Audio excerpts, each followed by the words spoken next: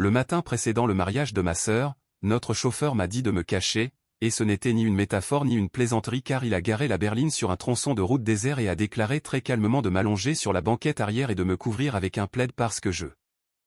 devais absolument entendre ce qui allait suivre. J'ai ri car je m'appelle Clémence et je suis la sœur aînée, celle qui est responsable, celle sur qui on peut compter et celle qui a renfloué les comptes quand l'entreprise de mon père a traversé des zones de turbulence.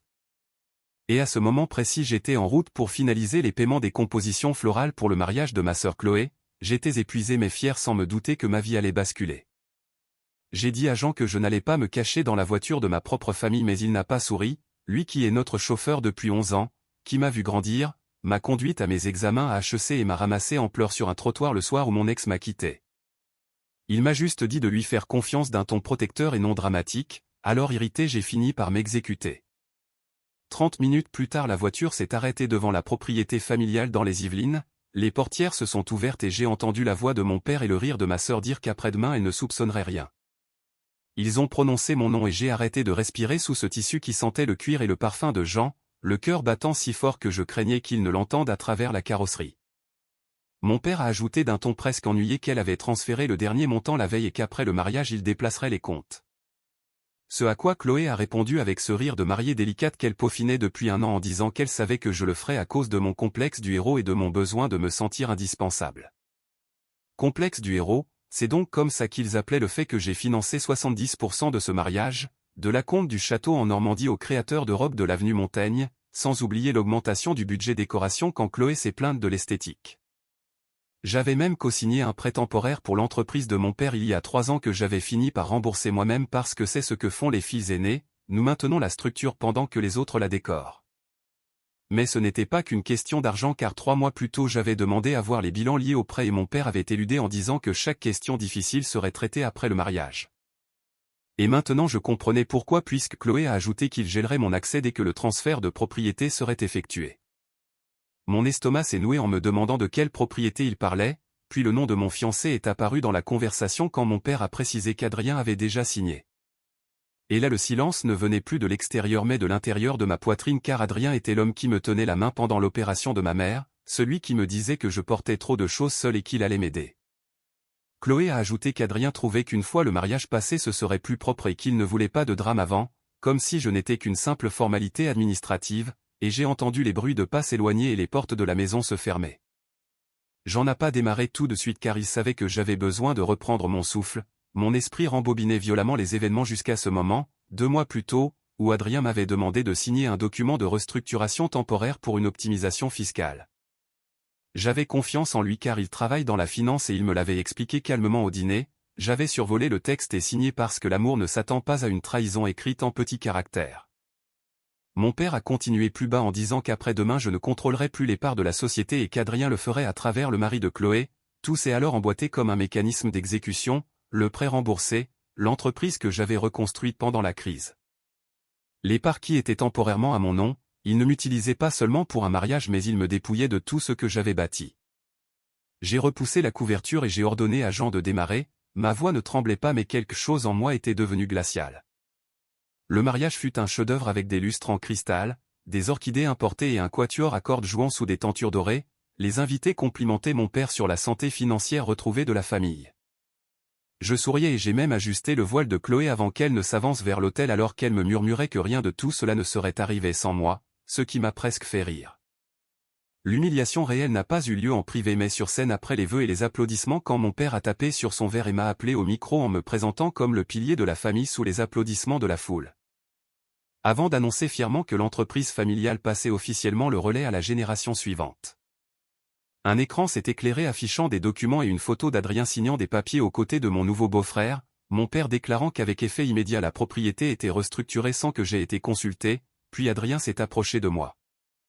A mis son bras autour de ma taille et m'a murmuré à l'oreille de ne pas faire de scène et qu'on parlerait plus tard. La foule applaudissait ce qu'elle croyait être une célébration sans voir le rodatage du contrat signé 2 jours plus tôt et antidaté avec ma signature numérique. C'est là que j'ai réalisé qu'ils ne m'avaient pas seulement trahi mais qu'ils avaient fait de moi leur stratégie de sortie en pensant que je resterais silencieuse. Je n'ai pas fait de scène, ce fut leur première erreur, j'ai souri pour les photos, j'ai porté un toast à la mariée et j'ai dansé une fois avec Adrien pendant qu'il me murmurait des paroles de gestion de crise en disant que c'était stratégique et que je réagissais de manière excessive. Et j'ai hoché la tête comme une femme qui le croyait. Je suis rentré seul et à 2h14 du matin, assise à ma table de salle à manger, encore maquillée, j'ai commencé à examiner les copies numériques de chaque document signé.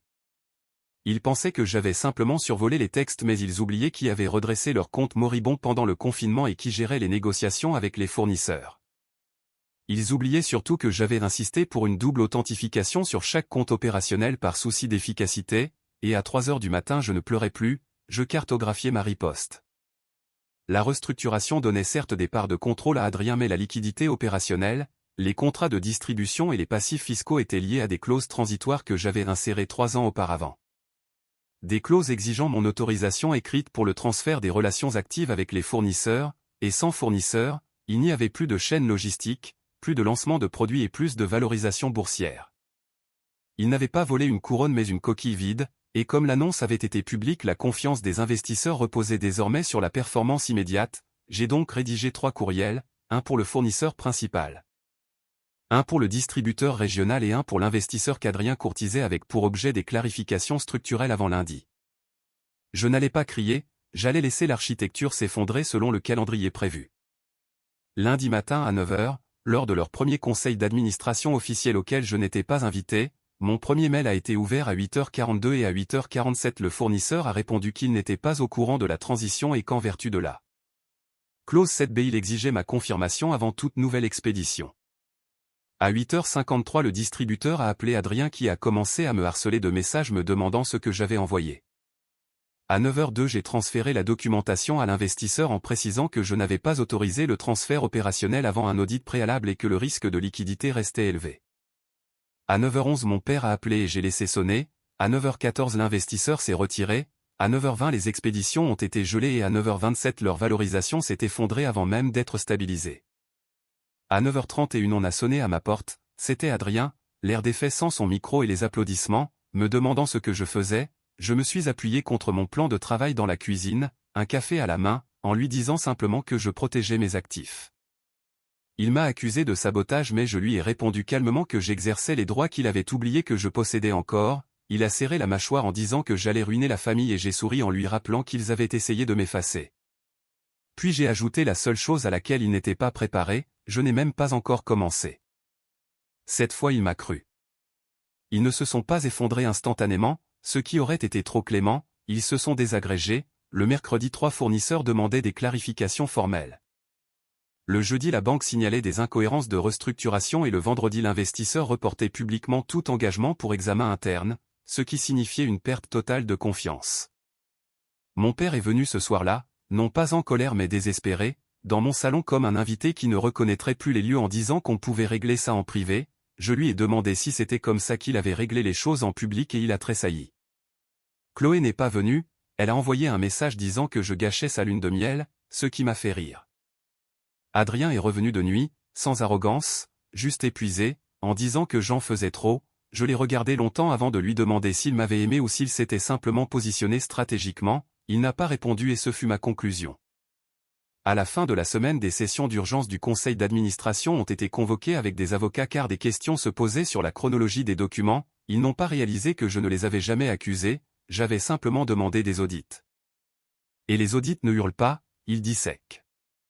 Le dimanche l'avocat de mon père m'a contacté pour discuter d'un accord transactionnel, un mot intéressant car je ne négociais plus sous le coup de l'émotion mais avec un levier de force. La réunion de règlement a eu lieu le mardi à midi dans un bureau neutre aux parois de verre, il s'attendait à ce que je réclame mes parts et que je retourne dans le coin qu'il m'avait assigné mais j'ai fait glisser un dossier sur la table en annonçant que je n'étais pas là pour reprendre le contrôle mais pour sortir définitivement.